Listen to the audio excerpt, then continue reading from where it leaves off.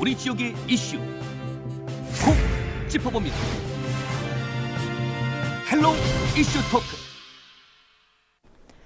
지역의 이슈를 콕 짚어봅니다. 헬로 이슈 토크 함께 하시죠. 인구가 줄면서 폐교 문제가 심각하게 대두가 되고 있습니다. 이 폐교 발생은 열악한 교육 환경 개선을 위하거나 주변 학교 시설 간 통합 운영에 따른 이유도 있겠지만 가장 큰 이유라고 한다면 급격히 줄어드는 학생 수 때문이라고 볼 수 있는데요. 자, 오늘 이 문제를 이슈 토크에서 집중 조명해 봅니다. 경북대 겸임 교수인 김정모 법학 박사 그리고 조정훈 오마이뉴스 기자와 함께합니다. 안녕하세요. 안녕하십니까. 어서 오세요. 자, 학생 수가 감소하면서 문을 닫는 학교가 늘고 있습니다. 특히 인구 감소 문제가 심각한 경북의 경우에는 폐교 문제가 발등에 떨어진 불이라도 과언이 아닌데요. 자, 먼저 상황이 어떤지 좀 살펴볼까요? 네, 그 학생 수가 급격히 줄어들고 있습니다. 네. 2012년도에는 초등학교 수가 295만 명이었는데요. 2018년도에는 271만 명으로 무려 그 24만 명이나 줄어들었습니다. 네.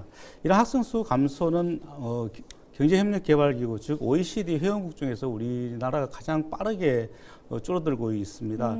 최저 출산율 때문이라는 오명과 함께 오늘 2026년이면 예상되는 초고령 사회 진입을 더욱 가속화시키고 있는 게 아닌가 이렇게 보여지는데요. 네. 여기에 편중되고 있는 수도권 신도시 개발로 인한 수도권 인구 유입, 이 인구 유입에 따른 인구 밀집화 때문에 지역에 있는 농어촌 그리고 구도심 지역의 인구는 심각하게 줄어들고 있고요. 네. 이로 인해서 폐교도 급격하게 늘어나고 있습니다. 교육부 집계 자료가 있는데요. 네. 교육부 집계 자료에 의하면 지난 2018년까지 전국의 폐교 수는 3,752개나 됩니다. 이렇게 많은데 도시별로 좀 예를 들면은요. 전남이 816개로 가장 많았습니다. 네. 그리고 그 다음이 경북이었는데요. 경북도 무려 714개 학교가 폐교가 됐습니다.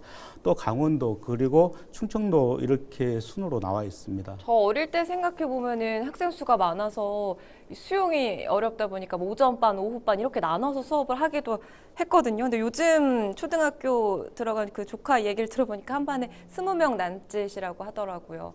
올해 경북 상황 살펴보면 7곳이 신설이 되고 또 10곳이 폐교가 된다고 하면 폐교되는 곳이 더 많은 거잖아요. 네, 그렇습니다. 그 폐교가 급격히 늘어나고 있는데요. 네. 학교가 신설이 된다고 하더라도 그 늘어나는 폐교를 막을 수는 없을 것 같습니다. 경북 지역에 모두 7개 학교가 신설이 되는데요.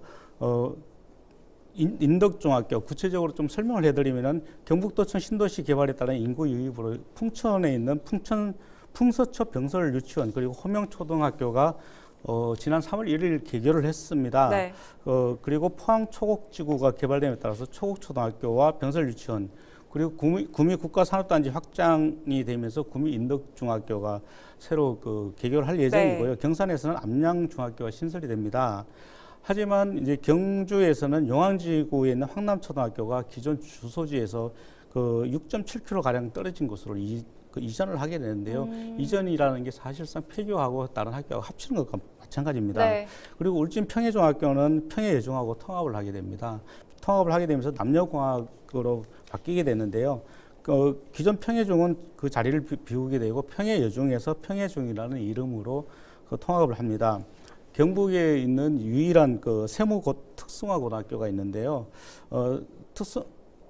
포항기계고등학교가 세무특성화고로 이름을 변경하고 또 청도에 있는 청도전자고등학교는 4차 산업 학생을 적극적으로 인재 육성을 하겠다. 그래서 드론전자학과를 만들었습니다. 드론전자학과를 만들면서 경북 드론고라는 이름으로 또 개명을 했습니다. 네. 반면에 이제 10개 학교가 폐교를 하게 되는 거죠. 학교도 통폐합 문제가 좀 심각해 보입니다. 지역의 경우 더 심해 보이는데 올해 3월에 군위 효령고에서는 신입생이 없는 입학식이 열렸다고 해요. 이런 상황을 보면 진짜 학생이 없구나 이런 생각마저도 드는데요. 자, 문제는 이런 같은 상황에 놓인 곳이 뭐 한두 곳이 아니라고요? 예, 경상북도 군위군에 효령고등학교로가 있는데 원래 신입생이 단 한 명도 없어서 입학식을 못했습니다. 네. 효령고등학교 옆에 있는 효령중학교는 11명이 입학을 했습니다. 네. 효령중학교 같은 경우는 1971년도에 국외 학급이 개교를 해 학생이 다녔거든요. 이제 그만큼 엄청난 학생이 있었는데 올해는 2019년 올해는 11명밖에 없단 말이죠. 네. 이 효령 고등학교도 역시 1987년도에 신입생 113명으로 했는데 올해는 입학생이 하나도 없는 거죠. 이런 현상은 효령고뿐만 아니라 경상북도에 고등학교 3개 학교가 신입생을 올해 못 받았습니다. 네. 초등학교가 20개 학교 가장 많고 중학교 1개, 고등학교 1개 총 24개가 학생이 단 한 명도 없어서 학생을 받지 못했습니다. 학생이 없으면 뭐 당장은 문을 닫지 않더라도 이제 호령고등학교 같은 네. 경우에는 내년에도 만약 입학생이 없으면 폐교합니다.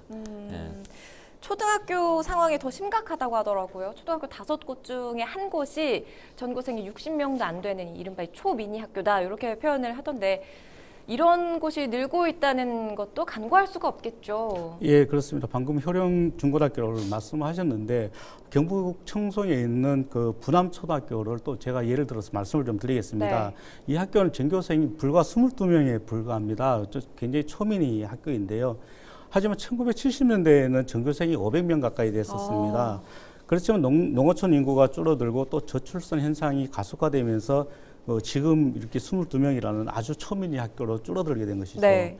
이 학교가 줄어들면서 그 학교 바로 옆에 같이 그 담벼락 하나를 두고 있던 구천중학교라고 있었는데요. 이 구천중학교와 이 그 부남초등학교가 합쳐가지고 통합 운영을 하고 있습니다. 그리고 이곳 학교의 학생들은 이제 결국 상당히 멀리서 오는 학생들이 많은데요. 이제 학교에서 스쿨버스를 운영을 하고 있습니다. 운영을 하고 있지만 아침이면은 굉장히 먼 곳에 있는 학생들은 약 40km 이상 떨어진 학생들도 있거든요. 그러다 보니까 이 학생들을 스쿨버스로 한 집 다니면서 다 태워와야 됩니다. 그러다 보니 이제 가장 먼 곳에 있는 학생들은 그 왕복 이동 시간이 굉장히 많이 걸리는 거죠. 왕복하다 보면 거의 2시간 가까이 걸리는 학생들도 있거든요. 네. 또 이 학생들이 줄어들다 보니까 그 한 학년끼리 한 학년 한 반으로 이렇게 운영이 안 되는 경우가 있습니다. 그러다 보니까 여러 학년을 묶어서 수업을 하기도 하거든요. 그 1학년에서부터 1학년하고 4학년 그리고 2학년, 5학년이 한 교실에서 이렇게 수업을 합니다. 그렇게 되다 보니까 이 담임교사가 학생들을 하나하나 제대로 케어할 수가 없는 입장인 거죠. 하지만 이제 이 부남초등학교가 부남면에서는 사실 유일한 학교입니다. 유일한 학교다 보니까 더 이상 이 학교가 문을 닫을 수가 없는 상황이 됩니다. 이 학교가 문을 닫으면은 이 학생들은 정말 오갈 데가 없게 되는 것입니다. 뭐 이런 학교가 지금 방금 예를 들었지만 이런 학교가 전국의 초등학교 5곳 중에서 한 곳이다. 한 곳이 이런 학교다. 결국 부남초등학교 같이 전교생 60명 이하의 초민 학교가 지금 그 수도권에는 과밀학급도 있지만 지역으로 오면은 진짜 5학교 중에 한 곳일 만큼 굉장히 많이 늘어나고 있습니다. 지금 청송에 있는 부남초등학교 상황을 말씀해 주셨어요. 그 22명이라도 폐교가 되지 않고 이렇게 학교가 유지되고 있는 부남초등학교 살펴봤는데 학교를 유지할 수 있는 그 마지노선이 어느 정도라고 볼 수 있습니까? 교육부에서는 이제 전교생 60명이 학교로 기능할 수 있는 마지노선으로 마지노선 2차 세계대전 군사 용어인데 마지노선으로 보고 있는 겁니다. 부남초등학교 같은 경우에는 그 동네에 하나 남은 학교는 60명 이하라도 학교를 유지한다. 이렇게 이제 예외 규정을 두고 있는데 한국교육개발원의 분석 결과 이 초미니 학교 그러니까 60명 이하 되는 학교가 전라남도에는 전체 학교의 49%입니다. 그다음에 강원도는 48%, 경북은 44%, 전북은 44%. 대략 절반에 가까운 학교가 초미니 학교인 거죠. 그래서 이 초미니 학교마저 문을 닫으면 해당 지역에는 초등학교가 없는 학교입니다. 우리가 기농 청년들이 많이 가면 자녀를 놓으면 자녀가 다니는 학교가 없으면 기농을 다시 포기하고 되도록가야 될 형편이기 때문에 이건 교육의 문제뿐만 아니라 우리 농촌의 문제고 국가 미래의 문제입니다. 그래서 교육부의 고민은 있습니다만 정부 교육부에서는 이제 82년부터 학교 통폐합 정책을 지금까지 추진해 왔거든요. 그래서 지금 현재 국내에 면적은 대체로 학교 한 개밖에 없습니다. 국민학교 초등학교 한 개, 뭐 중학교 한 개 있는데 학생 수 25명인 초미니 학교 1년 예산이 5억 원 든대요. 그래서 이 초미니 학교 3,000곳을 전국에 3,000곳을 폐지할 경우에 1조 7천억을 절감할 수 있다. 이렇게 이제 교육부에서는 얘기하고 있는데 교육이라는 것은 예산의 문제 아니고 그다 더 넘어가서 문제가 있기 때문에 이건 신중히 고려해야 될 문제입니다. 맞아요. 예산의 문제만 또 생각할 수는 없겠지만 또 예산을 생각하지 않을 수 없을 것 같습니다. 교육부나 교육청 입장에서는 그러니까 이 미니 학교를 유지할 것인가 혹은 다른 학교에 통폐합할 것인가 고민이 깊어질 수밖에 없겠죠? 예, 그렇습니다. 상당히 깊어질 수밖에 없는데요. 사실 그 사회가 형성이 되면은 그 사회에는 항상 학교가 있어 왔습니다. 교육을 중심으로 해서 인류가 발전을 했기 때문에요. 네. 그래서 학교를 유지하는 것은 상당히 중요한 문제인 것 같습니다. 맞습니다. 하지만 이제 통계청이 그동안 자료를 내게 했는데요. 두 세대 동안 우리나라 학령 인구가 지금의 3분의 2로 줄어들 것이다. 앞으로 두 세대 안에 3분의 2로 줄어들 것이다. 이렇게 이제 통계청에서 밝히고 있는데요. 앞으로 초미니 학교는 더 늘어날 것으로 보입니다. 학령 인구가 줄어들면서 좀 전에 그 말씀드렸던 이런 부남초등학교처럼 상당히 장거리에서 통학을 한 학생들이 많이 늘어날 것으로 보고 있습니다. 네. 그렇게 되면은 이제 앞서 그 김 박사께서 말씀하신 대로 이제 초미니 학교를 유지를 해야 되느냐 아니면은 그 폐교를 하고 합쳐야 되느냐 이런 문제가 있는데요. 상당히 그 상반된 주장을 펴고 있습니다. 네. 통폐합 정책이 불가피하다 이런 쪽에서는 학생 수가 한 학년에 10명도 안 되게 줄어들 경우에는 교육 과정을 정상적으로 운영하기 어렵다. 그렇기 때문에 좀 통폐합을 할 수밖에 없다. 이렇게 주장을 하고 있고요. 또 한 초등학교 교사는 또 이런 얘기도 하고 있습니다. 말은 통합 수업이라고 하지만 예를 들어 좀 전에 말씀드렸다시피 1학년과 4학년을 같이 놓고 수업을 했을 때 그 과연 학생들에 대한 제대로 된 교육이 되겠느냐. 맞습니다. 그렇게 되면은 결국은 피해 보는 학생들이 있을 테고 그런 피해를 보는 학생은 저학년의 학생보다는 고학년의 학생이 더 많을 것이다. 이렇게 이야기를 하는 선생님도 있고요. 네. 또 그 초미니 학교 아이들은 사회성 발달과 학력 경쟁에서 손해를 볼 수밖에 없을 것이다. 네. 이렇게 주장을 하기도 합니다. 하지만 또 초미니 학교가 사라지면은 지역 전체가 사라진다. 그 사회에서 학교가 없는 사회는 결국 그 사회가 소멸될 수밖에 없다. 이렇게 주장하는 분들도 있는데요. 초미니 학교에서는 교사 한 명이 학생 개개인에 대해서 특성에 맞는 수업을 할 수 있기 때문에 오히려 더 교육이 잘 될 것이다. 이렇게 이야기하는 분들도 있습니다. 그런 장점도 있겠군요. 네, 그렇습니다. 일반적인 강의 수업이 아닌 토론 수업이 가능하고 또 발표식 수업을 통해서 원활한 교육이 진행이 될 수 있다. 이렇게 이야기를 하고 있습니다. 유병란 한국교육개발원 선임연구원이 이런 이야기를 했는데 학생들의 그 이동거리를 고려할 때는 통폐합은 이제 한계에 다다랐다 이렇게 얘기를 하고 있습니다. 그 학교를 유치원 그리고 어린이집 등 이런 지역사회의 수요와 연계를 해서 이제는 그냥 초등학교, 중학교 이렇게 만들 것이 아니라 복합 교육시설로 만들거나 저학년이나 고학년을 나눈 새로운 교육 모델을 개발을 하는 게 앞으로 더 필요하지 않나 이렇게 이야기하는 분들도 있습니다. 말씀하신 것처럼 교육 현장의 그 상황이 계속 바뀌어 나가고 있기 때문에 그런 모습들도 앞으로는 조금 달라지지 않을까 하는 생각이 듭니다. 전국의 지자체 중에서 이 학교 통폐합 움직임이 가장 활발한 곳이 경북이라고 해요. 때문에 경북교육청에서는 통합구역 조정 등을 통해서 이 소규모 학교 폐교를 막는 방안을 또 추진하고 있지요. 예, 지난해 국정감사에서 국회교육위원회 김현아 의원 말에 따르면은 2016년부터 3년간 통폐합된 전국의 초중고 등학교 중에 경상북도가 가장 많다고 그래요. 네. 그만큼 경북은 이 문제가 심각한데 2001년부터 2019년까지 19년 동안 통폐합된 학교가 경상북도에 260개 학교입니다. 그래서 경북교육청에서는 어떻게 하면 이 통폐합에 따른 부작용을 막을까 이런 이제 정책을 하나 냈는데 그것이 작은 학교 자유학구제입니다. 올해 3월부터 농어촌 학교 활성을 위해서 작은 학교 자유학구제를 시범 운영하는데 이게 뭐냐면 학생 수 200명 이상인 학교하고 네. 농촌에 있는 전교생 60명 이하 학교를 동일한 통학구역에 둘 수 있는 제도인데 그래서 큰 학교에서 작은 학교로만 전입이 가능하다. 그래서 원래 경북 21개 시군 29개 소규모 초등학교에서 실험에 나섭니다. 네. 도교육청의 관계자 말은 농촌 지역 학교의 학령 인구가 매년 감소해서 폐교 위기에 내몰리니까 당초 규모가 큰 학교에만 진학할 수 있던 학생이 인근 작은 학교로 입학 또는 전학할 수 있는 길이 열렸다. 네. 이런 얘기입니다. 그리고 경북교육청에서는 이제 소규모 학교의 경쟁력을 키워 나간다는 구상인데 시범 학교에 각 2천만 원씩 지원해가지고 학교마다 이제 특색 있는 프로그램을 개발합니다. 성과가 있을 경우는 2020년에 40개 학교를 내년에 40개 학교를 확대된다는 거죠. 그래서 이 작은 학교에 대한 각국이 각종 생태학습, 코딩 교육 등 작은 학교에 대한 경상북도 교육청의 교육 지원이 지금 활발히 일어나고 있다 이렇게 말씀드리겠습니다. 작은 학교 자유학구제 이야기해 주셨네요. 굉장히 좋은 방법인 것 같습니다. 그 학생 수가 줄어들면서 통폐합 또 이전 등으로 문 닫는 학교가 계속 늘어나고 있는데 방치되는 이 폐교에 대한 활용 방안이 또 시급하다 이런 지적도 나오고 있죠.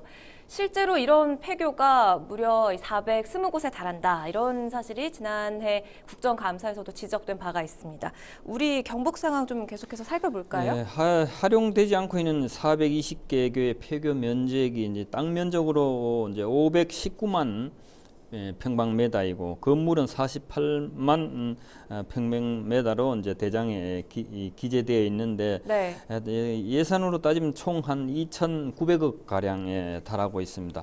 학령 인구 감소 추세가 이어짐에 따라서 이제 폐교 시설이 계속 늘어나고 있는데 이 폐교를 어떻게 활용할 것인가에 대해서 참 오래전부터 우리 지방자치단체와 교육청이 많이 이제 고민을 하고 있습니다. 네.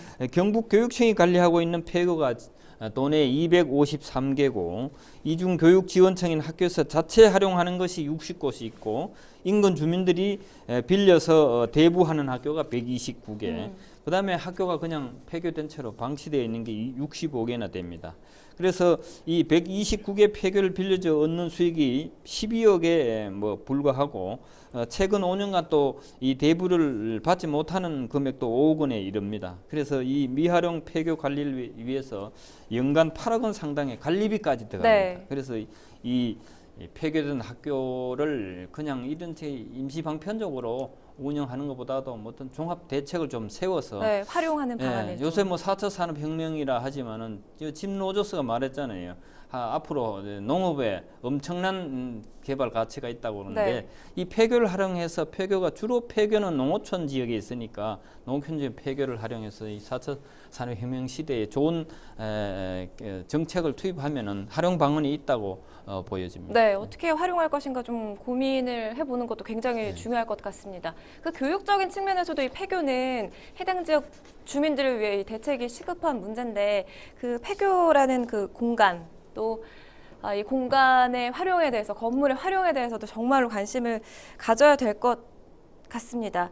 자, 이제 그 매각과 임대가 잘 되지 않는 상황이라고는 해요. 근데 또 살펴보면 지역에서 잘 활용되고 있는 그런 사례도 있다고요? 예, 그렇습니다. 예전에는 그 폐교가 생기면은 그 문화예술가들이 주로 이렇게 그 임대를 하거나 아니면 매입을 해서 예술 창고로 쓰기도 하고 창작소로 사용을 하기도 했었습니다. 그렇지만 이제 폐교가 늘어나면서 이런 그 매각이나 임대가 잘 안 되고 있는데요. 그러다 보니까 지역 주민들이 나서는 경우가 있습니다. 그 제가 예를 드리면은요, 군위 화본마을이라고 있는데요. 화본마을은 삼국유사의 고장으로 알려진 경북 구리군 산성면에 있습니다. 이 산성면에 14개의 리 주민들이 힘을 합쳐서 출범시킨 영농조합법인이 이 화본마을인데요. 화본마을은 화본 1, 2에 있는 옛 산성중학교 부지에 있습니다. 원래 이 산성중학교는 공립이었습니다. 공립인데 1954년에 개교를 했었는데요. 2009년 3월까지는 3,094명의 졸업생을 배출을 했습니다. 그렇지만 농촌 인구가 감소하면서 결국은 폐교를 하고 말았었죠. 폐교를 한 학교를 주민들이 이제 흉물처럼 방치되지 않을까 우려해서 구리군과 함께 이제 폐교 부지를 활용하는 방안을 이제 찾아서 그 폐교 부지에 이제 엄마 아빠 어렸을 적에라는 주제로 화본 마을을 만들었습니다. 만들어서 이 화분 1, 2 옛 모습들을 축소를 해서 재현을 했는데요. 추억의 소품 창고라든지 아니면 추억의 학교 교실 등을 꾸몄습니다. 여기 또 다른 부속 건물에는 화분 오락실 그리고 꽃다방, 산성 공방 이렇게 또 만들기도 했고요. 네. 달고나라고 아시죠? 네, 설탕을 녹여서 네, 만들어 그렇습니다. 먹는. 이런 네. 그 추억의 먹거리를 먹을 수 있는 체험할 수 있는 코너도 만들었습니다. 참 아이디어가 좋네요. 예, 그렇습니다. 이렇게 만들어서 이제 많은 주민들에게 알리고 또 다른 지역에도 알리다 보니까 많은 사람들이 찾았는데요. 한때는 25만 명이 찾는 굉장히 그 인기가 있는 곳이었습니다. 지금도 20만 명 이상이 찾고 있다고 합니다. 관광 명소로까지 만들었다는 그런 아이디어 말씀을 해주셨는데요. 이 아이들의 교육 문제에 대한 심도 있는 고민, 또 방치된 폐교를 지역의 명소로 개발해서 고용을 창출해내고 또 지역 발전에 도움이 되는 방안도 말씀해 주신 것처럼 좀 빨리 찾아야겠습니다. 오늘 함께해 주신 두 분 고맙습니다.